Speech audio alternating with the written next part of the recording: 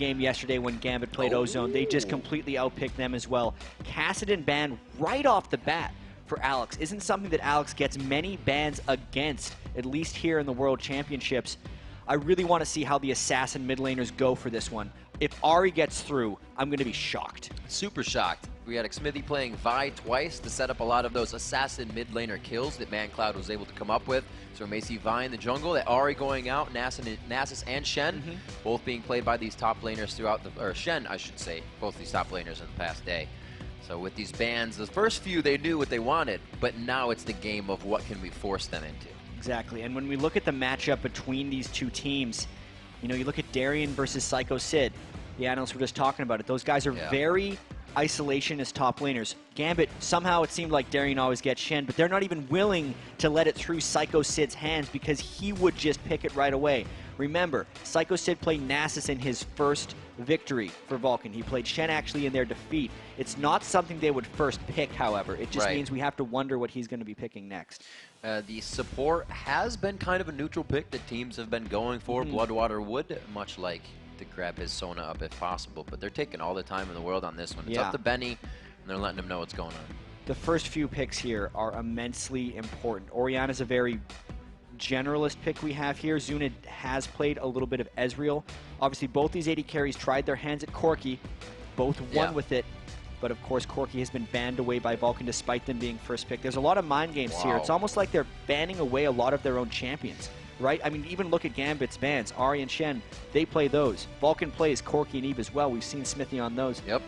Elise actually going over Jarvan in this pick, or even a Lee Sin. That's leaving the door open if Diamond wants to play Lee Sin right now. Gambit looks like to have one Sona pickup. Voidal also a very big Sona player, if not one of his most comfortable picks for support as they come in. Also Thresh, those are his two main big supports right there for Voidal. And they basically have their pick of supports right now. Bloodwater really heavily prefers Sona, but he's been defaulting a little bit back to Zyra lately as well. So they're free to let this through. If Gambit decides to go with something like Twisted Fate here, it's a bit of a throwback there for Alex, and this means there's a gamble. I like it. This is going to be an awesome setup here. So we're going to see the action coming from Alex Hitch in the mid lane. Teleport on that Twisted Fate with that ultimate. We'll have to see what he can do to create opportunities for the team, but that also kind of plays a waiting game. Now it's up to Diamond to carry that early game, as it usually is for a jungle, but we're not going to see Alex really making an impact until that 6, till that does. It's really crazy that he's picked that so early. Yes, there were a lot of mid lane assassins already banned away, but this leaves the door open for ManCloud to pick whatever he wants into it. ManCloud has had huge amounts of success on Orianna, but I don't know about his Fizz. Fizz would be the pick if he could play absolutely anything right now to really try and shut down Alex in lane. Vi is expected for Xmithy. He played at both games yesterday. Heavy ganker as well, but if he does that, it also means Psycho Sid is going to be Elise in the top lane. We're going to learn a whole bunch in the next 5 seconds here about Vulcan's overall plan. They are trying to hover onto that. Zyra should be going to Bloodwater here, and Xmithy will be locking in his own champion. So it looks like Vulcan is all right with showing quite a bit of their hand here, even in the first few picks. They are leaving 2 of those strengths that they have, though, that ManCloud's going to be able to counterpick now, at least from what he sees. As well as their AD carry. He was already able to counterpick because they knew that the Twisted Fate is going the mid lane, but he gets a larger amount of the team comp, to look into from here. Once again, that Aatrox, we've seen that from both Diamond in the jungle and Darian in the top lane, depending on how they're feeling about things. They could very well do something like Aatrox Jarvan and just go in the top lane. That, I don't think they're going to show it entirely yet, but there's no reason not to at this point, since they know that Psycho Sid is playing that top lane Elise. I really wonder what's going on here because there's no Shen for Darian, and once you get past that, you're kind of thinking, what does he really play after that? Because he always swaps around. It could be Renekton's, it can be Aatrox's, you never really know. Well, right now, he's still holding down what they could lock in for him. Genja does put down the Kog'Maw. We saw the Triforce Kog'Maw coming in yesterday. It's been wreaking havoc in solo queue, says social media. Oh, man. That's trouble right there. Wreaking havoc in more ways than one. Yeah, absolutely. But anyways, Kog'Maw, it's another throwback pick for Gambit here, and it kind of goes along with the throwback pick they had from Twisted Fate as well. So much success with that yesterday for Gambit, and Zuna is hovering over Caitlyn right now. which tells me he should pick Caitlyn right now. That is what he needs to be able to keep his distance from Genja in the laning phase. And Zuna should be playing Caitlyn in this matchup. The mid laner, I would actually expect to be Orianna right now for Vulcan, just because they do things by the book for the most part, and that makes the most sense right here. Let's see what other kind of composition Gambit can come up with. So far, we are seeing a little bit of the mix between AP, AD, and the Orianna coming out. As you called it, looks like ManCloud is going to be a little bit of utility and power for his team coming into this game. So Vulcan's composition works very well there. They have a lot of crowd control. Straight comp. Enough AoE. It's actually a very almost balanced team composition with a bit of an emphasis on poke.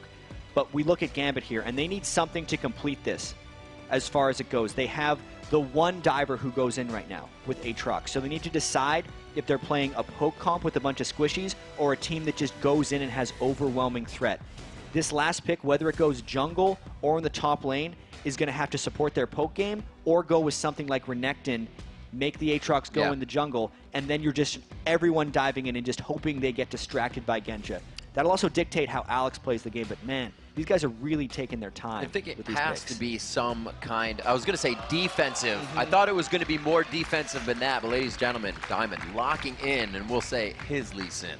Yeah, it's been, we've seen a few highlight reels of his Lee Sin. He's really stormed the scene with it way back in Season 2, but right here for Gambit, this is very much about just finding skirmish fights. They want to execute as much as they can. This isn't a composition that says, we'll find it when it happens. You're right. They want to skirmish. Yeah, Lee Sin isn't the guy who just, like, even though he does go in, he goes right back out so much of the time. And that puts so much pressure on Darian to really be able to carry the team from a tank perspective in this game.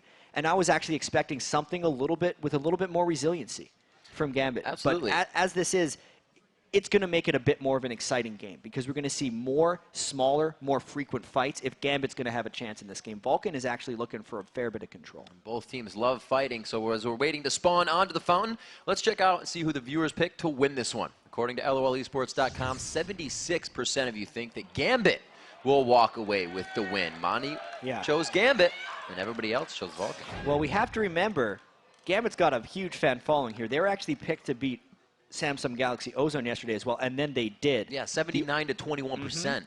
Only undefeated team in the group right now is this Gambit Gaming team. They were monsters in Season 2, so dominant, and were actually favored to win the Season 2 World Championship until they got upset in the semifinals by the eventual champions, Taipei Assassins. And coming in here, right beforehand, people were so down on them that many people called them a dark horse. Remember, this is Gambit Gaming. They have been legendary on the League of Legends scene, and now with all the boot camping they've been doing, all the practice they've had, they still have 4 returning members from the Season 2 World Championship. Here they go. Let's see what they got for us, Jack. Game 7 of Group B, Day 2 here at Worlds. Ladies and gentlemen, Vulcan versus Gambit as both teams take to the Rift. And this game is going to be very intense right here. We have boots coming out from Alex right now. He's going to be using those boots to try and not get harassed by ManCloud's command attack from Orianna. That's actually a fairly smart choice against an Ori, but it does mean his early game damage on Twisted Fate doesn't trade back very effectively.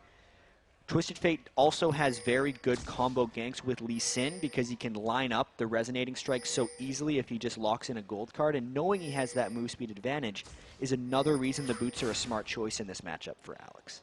And boots 3 pots, as you mentioned. I like it. All the throwbacks coming in here in Group B Day. We'll see what the teams have for each other. And look at that. Gambit has a gold lead. That's Twisted Fate. It's all on the cards. No, that's because the support has picked a gold mastery right here. You can see Bloodwater actually doesn't have that little total biscuit of rejuvenation. Nope. He decided for different masteries on Zyra. So looks like top lane is going to be inhabited here by Zuna and Bloodwater for now. Looks like they're going to get a bit of vision of what's going on. Darian will also be able to give this communication to his team. It looks like it might be that 140 invade coming here from Gambit. And Vulcan had success. Vulcan had success yesterday invading Fnatic as Fnatic was starting red buff. They actually got first blood onto Cyanide and ended up turning 2 kills in that level 1 exchange.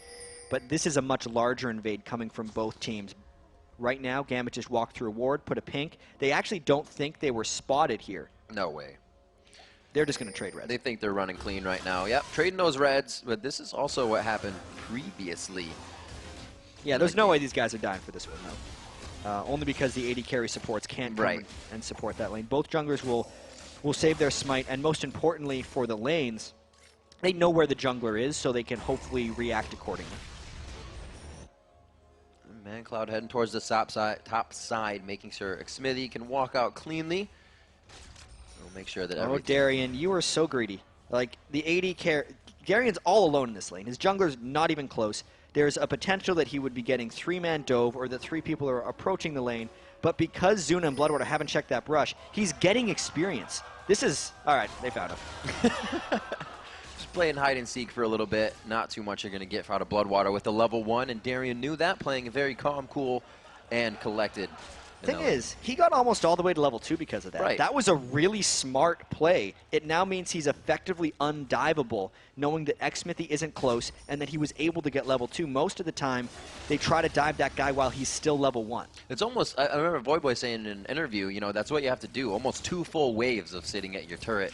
That's why you see people take wolves. That's the first time I've actually seen that. So bringing out all the stops for awesome little play there. Mind games by Darian, keeping himself safe. All on his own accord. Alex Ish in the mid lane, farming it up with ManCloud. No pressure yet there, but they do have the hover around from Xmithy as he starts to head towards the bottom lane. He might match up with Diamond. And Diamond going for some aggressive counter jungling. That's what Xmithy is normally tasked for. And knowing that it's a 2v1 in the bottom lane, Xmithy can't really fight back from Diamond. Voidal, you can see, is coming to bully back, so Xmithy has trouble getting this buff. He wants to wait long enough for his smite. He's not going to have the time. A really great play by Voidal to keep and continue that pressure. The map awareness coming in, but the top lane's also going to get the same treatment on this one. Don't just think Vulcan is letting this happen. Yeah, and they're trying to tank a few extra shots with plants as well while pushing this turret. It's turned into a bit of a turret race with a slight tinge of counter jungling going down as well. Still that 100 gold lead for Gambit. Trying to stretch that out here in the early game. All lanes farming quite evenly to start it off. We had that boots pot start for the Doran's Ring and pot start for ManCloud. That's in the mid lane with Alex Ish. Something we'll have to keep an eye on, as ManCloud did have the NALCS record holding, actually across both, as Freak said, the ponds with kills. Voidal taking a bit of damage there with Diamond in the wing. Psycho Sid actually flashed in for that one, nearly going down because Diamond was in the wings for a counter gank. That was a very aggressive move by Vulcan, and it puts him in a bad spot here because it's a 3v very low 2 people at the turret. Trying to chug those health potions up. The skill shots. You can see Smithy trying to be just a bodyguard here for Sid. If Sid gets hit by that Q, they are fully going in onto this. Genja, full health. They know they have the coverage, and they are still trying to pressure it. They want to be able to keep that pressure in the top lane for Vulcan as well, but they're doing what they can to keep Smithy alive with Psycho Sid in the bottom lane. Whoa, Xmithy, you're getting crazy.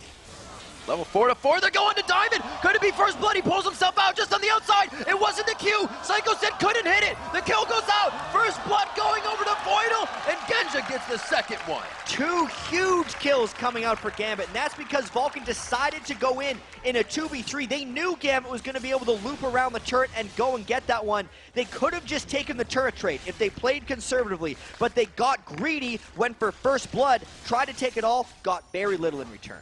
That's actually pretty good for Vulcan, coming up with a gold there. 700 still in the favor of Gambit, but if Vulcan can now switch their lanes up, stop this bottom turret from going down, they could really start to set something up nice for themselves. And one thing that Vulcan just was amazing at in the North American LCS was finding ways to get leads early in the game. Likewise, Gambit struggles substantially if they fall behind early, which is why on paper in this matchup, 3 of the analysts took Vulcan over Gambit, because that's the way they were expecting this game to start.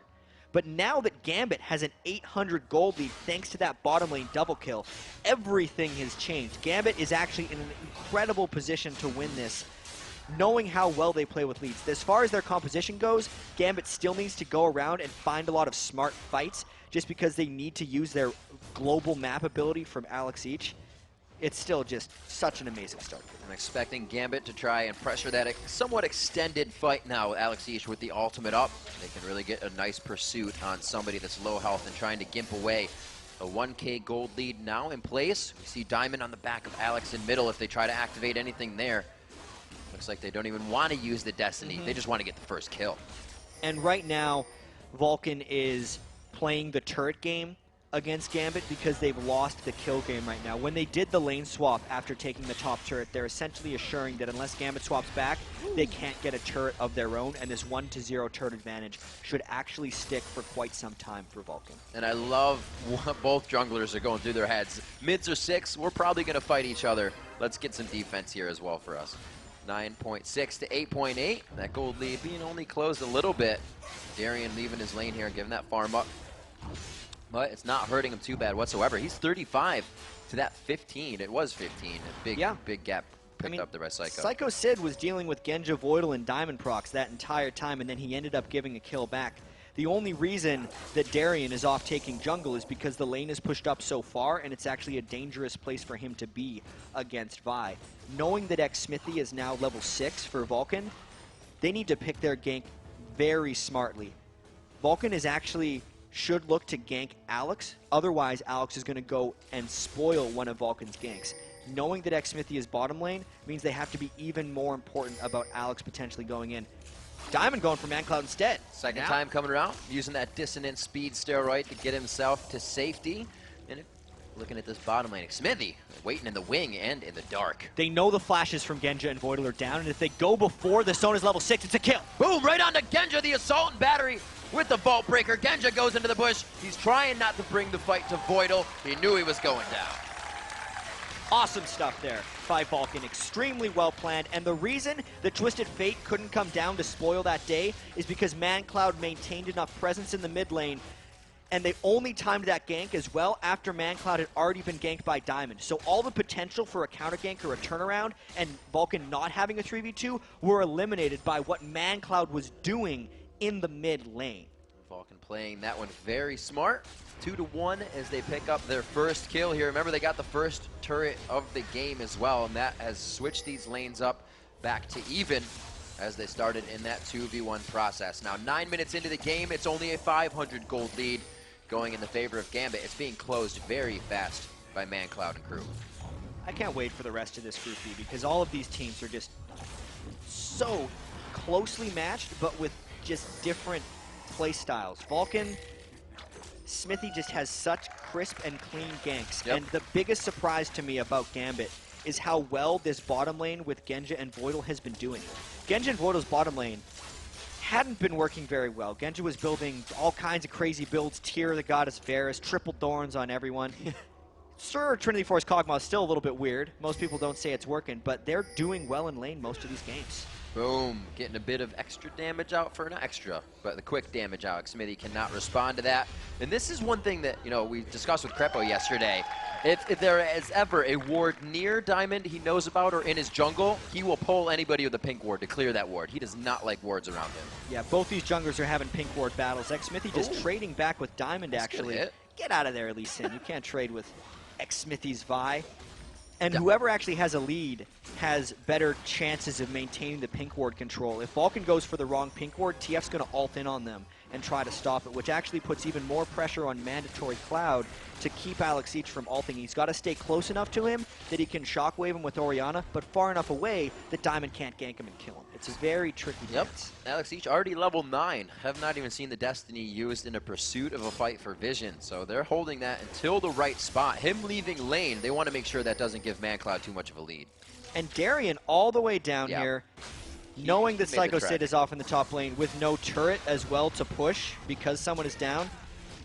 This is Gambit actually just outmaneuvering Vulcan right now. You can't realistically go in and defend this 3 or 4v5.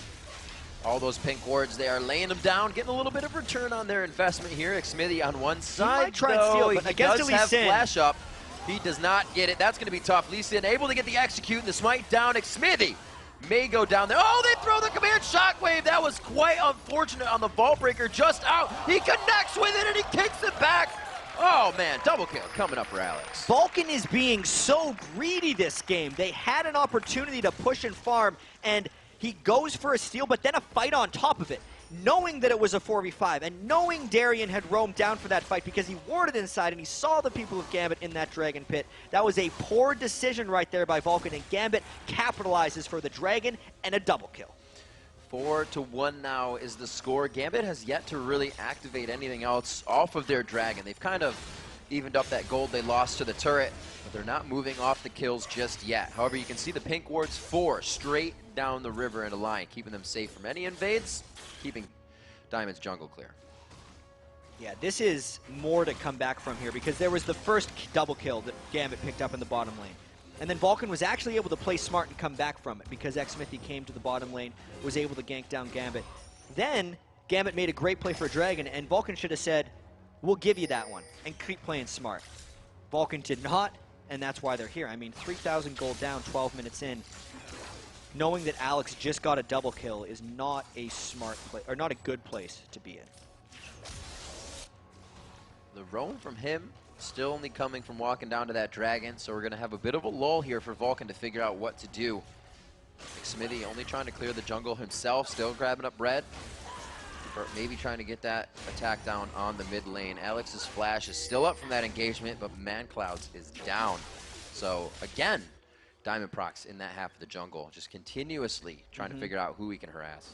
He's been counter jungling very frequently against Xmithy, and he's definitely inside the head of Vulcan right now. Xmithy's made a couple calls that have backfired, and I think this is going to really temper the aggression that Vulcan is normally able to dish out early game. We haven't seen Xmithy really past the halfway part of the map this entire 13 minutes, and that's because Diamond is destroying him in this jungle matchup. So with this composition, what do we see Gambit trying to do? Because it's not what we thought, the level 6 Alex everywhere. They're kind of just controlling the map. Exactly. It's Diamond doing a lot of work and Alex just making sure he farms. That's completely okay with Alex. If he is willing, if he's able to get 300, 400 minion kills like he did in the old days for Gambit, and Gambit's winning, no problem. We see possible Hydra build coming out of Darian on that Aatrox. Looks like he wants to get out a maximum amount of DPS from his build, so he's going to go straight for that damage. We see again Diamond procs, constant harass towards this mid lane. And bottom lane, Stranglethorn's down onto Voidal. That's going to be a quick one. Will they decide to activate this in mid knowing the pressure is there? So Vulcan can get that whenever they want. Now it's about Diamond. He gets the Q, Destiny coming in. They're going to find each other. There it is, a good shockwave, but it's only going to throw them about for a second. Gets the shield on, the burn is there from Red. They get the flash out for it, though. They were actually a little bit worried he was going to get away from that one. Knowing that there was a kill in bottom lane, though, it looks like we're going to be trading some turrets. Vulcan pushing bottom, Gambit pushing mid. It's textbook reaction by both teams here. You see that much force in the bottom lane, you got to make something happen in a different one. Gambit takes down mid, Vulcan takes down bottom. This still leaves Vulcan up 1 in turrets, but I may speak too fast here. Yeah, Darian pops his ultimate. Aatrox gets an incredible amount of attack speed right here in the mid lane. They get the Sheen procs as well. That worked. Gambit is just capitalizing on pretty much everything right now. One thing I should note is Diamond used one of his pink wards to get in that gank from ManCloud, and normally like a pink ward for a kill is giving up a lot of the benefits of the kill anyway, but because they were able to get 2 turrets after it, it is more than worth it, Rick. They're figuring out everything they need to do to make their money back right now. We'll see and take stock of the CS in the game. In the mid lane, the ManCloud versus Alex each. We have 137 to 149 in a now completed Lich Bane coming out from Alex. So a lot of potential from that mid lane. And look at how much damage the rest of Gambit is actually building into their items. Darian is not going tanky Aatrox right now. He's all about the damage because since they're trying to snowball ahead in this one, knowing that if they got late enough against Vulcan's team fight composition, they would fall behind and most likely lose this one. They're just going for it right now. Expect Darian to be ganking a whole bunch, especially with Alex, and just making things happen. And not a resurgence, but a lot more of these Madrid's Razors coming out. We saw Dandy playing it on his Jarvan yesterday as well. Well, Dandy got it on Jarvan because he'd fallen a little bit behind it and needed to clean up in the jungle more. Diamond is just buying it here because he's a fan of that item. It helps him counter jungle much quicker, and he's been doing so much of that against Smithy that he can just go for that. As well, when you build a Razor, it's good for the early game when you're jungling, but it falls off later in the game, which just builds more into the Gambit strategy right now of just winning early.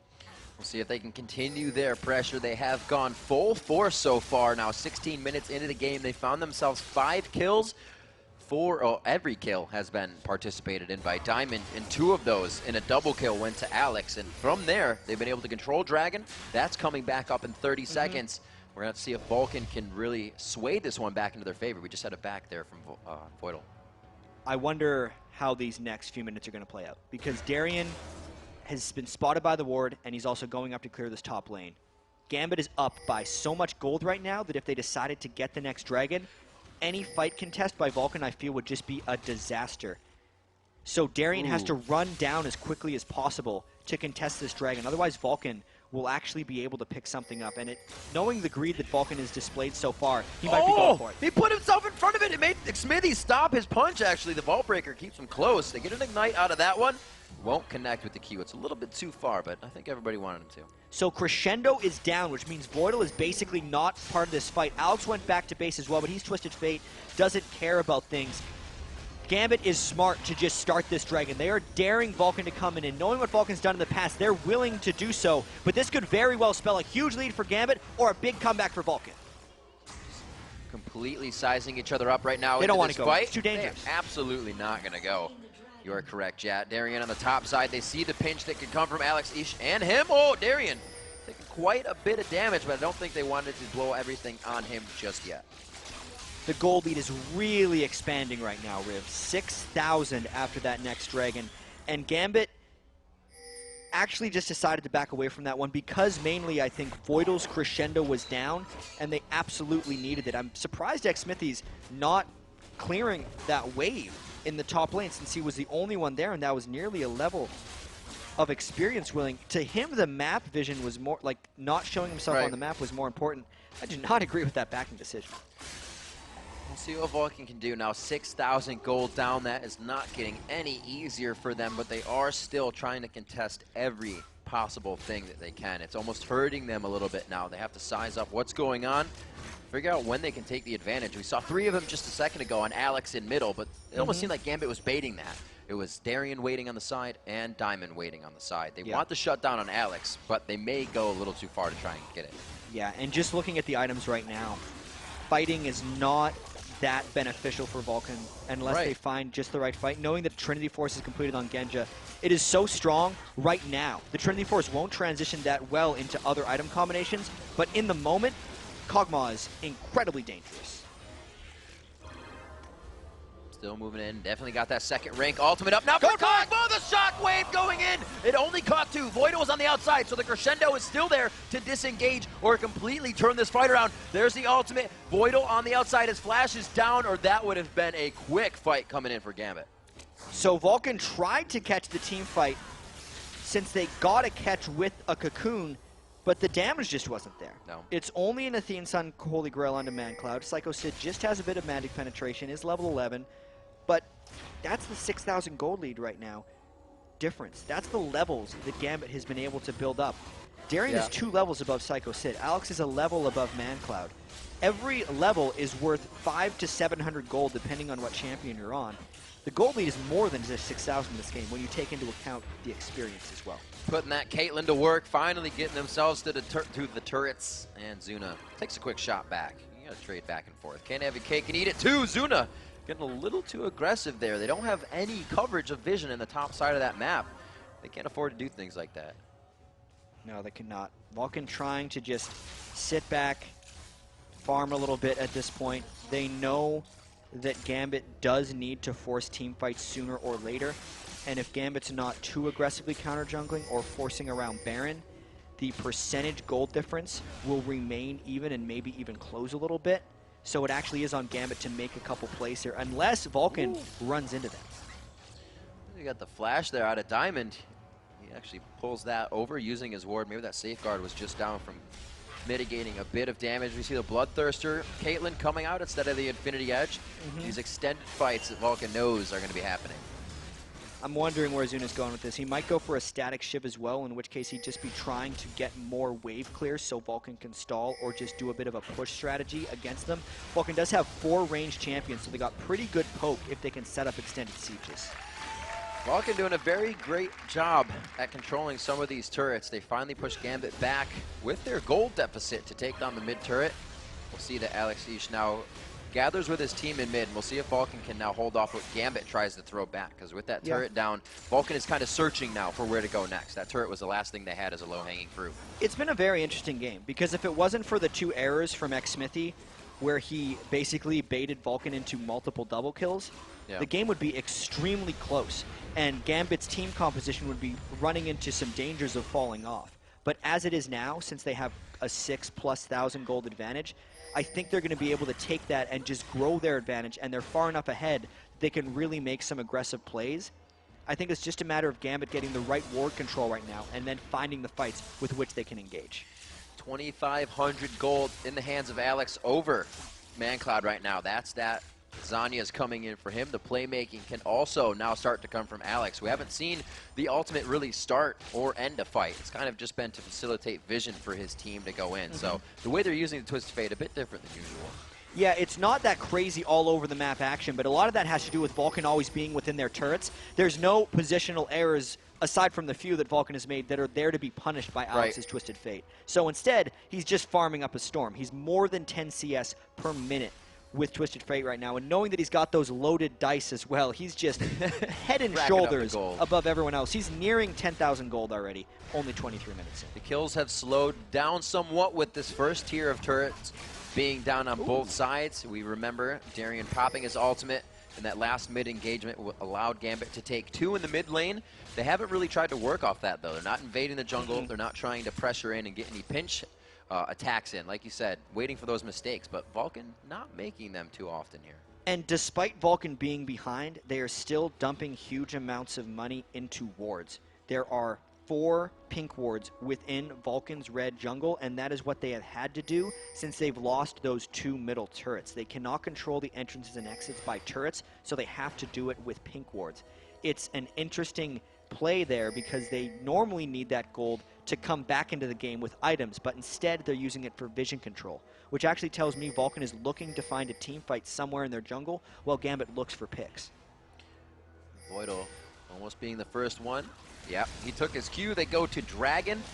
The Oracle's on Voidal now, looking over onto Bloodwater. I don't believe he has one just yet. Still working with the pink wards on his side. So Gambit clearing out this map for themselves. They will start to pressure and push every lane past the river and hopefully start to get some more attacks in the jungle. I fear that Vulcan could actually stall this out quite hard coming up here. Well, they've been stalling for quite a while, so they can try and continue that trend. The later it goes, though, the faster Gambit can kill Baron, and the riskier and more difficult it will become for Vulcan to actually play this stall game without just risking falling too far behind and getting tower dove. Vulcan has been prioritizing pink wards in their red side of the jungle because they were hoping that Gambit would look for a fight around Dragon and then Vulcan could turn something around. But that's actually going to turn to Baron next. Vulcan waiting in the wing.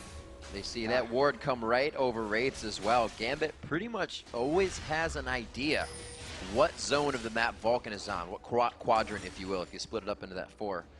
And right now, they know that bottom is just warded up. They aren't even really entering it. Voidal's Oracle actually wearing off, so they don't know how safe they are, and it's not very safe. They're going quite aggressive here. They shouldn't be going that aggressive here because they are extremely far behind, and the fight in the open would not do Vulcan well. If we think of Vulcan overall, so far in the World Championship, they started off pretty much as well as they could against Fnatic. And then ever since the halfway point of that Samsung Galaxy Ozone game, they've been on a downward trend.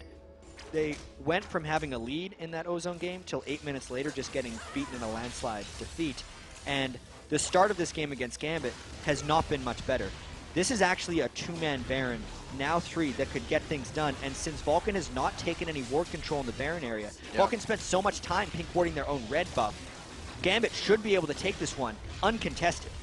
It's going to go. It'll take a bit. That Madrid's definitely helping out here. They're able to facilitate that. Throwing down Locket just late. Solari. Oh, Smithy on the outside. He comes into the fight. Psycho Sid from the back. A lot of damage onto Smithy. Trying to peel off Diamond so he can't do much, but goes down. Will there be a follow-up? Oh, it's going to be the dive coming in from Darian. The crescendo comes out, and ManCloud will not be able to help the team. Still the chase coming in. Psycho Sid goes down, and there are kills across the map.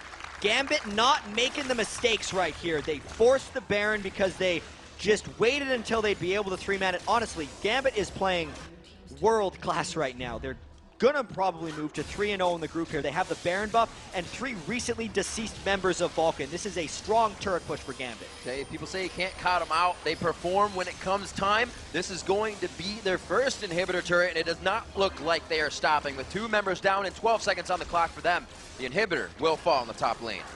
Yeah, this game just blew wide open for Gambit. They'd had the lead for a while, Vulcan stalled for a bit, and now Gambit is just doing what they want. This whole base right now is Gambit's. They have a mid wave that was perfectly coming down that only helps them to get more objective here. That's the 3rd turret on this run, and it looks like Vulcan has the team up. They now want to engage. Those timers are up for them. Darien goes in, but it's a back off from everybody, and this is when Genja comes into play. Everybody's scattered, the living artillery to come down. And they still have the Baron buff, regenning everyone up from Gambit. They get 2 more kills. Gambit looks like they have a very quick victory here if they just finish it off. A good body block there by Diamond. Genja still throwing that bio-arcane and living artillery at his opponents. The first Nexus and the second turret fall at the same time. It's going to be the Nexus as well. 10-2. Gambit 3-0 here in Group B. Gambit absolutely dominating this group so far. Vulcan looks strong. They took them down. They beat Ozone yesterday, and that only took them 27 minutes to dismantle that Vulcan team. Diamond Prox has got to be happy about that. You know, they kept coming in with the same. He didn't have Ari, and Alex did not need it. He brings out what I believe is the first Twisted Fate for us here at Worlds. Yep.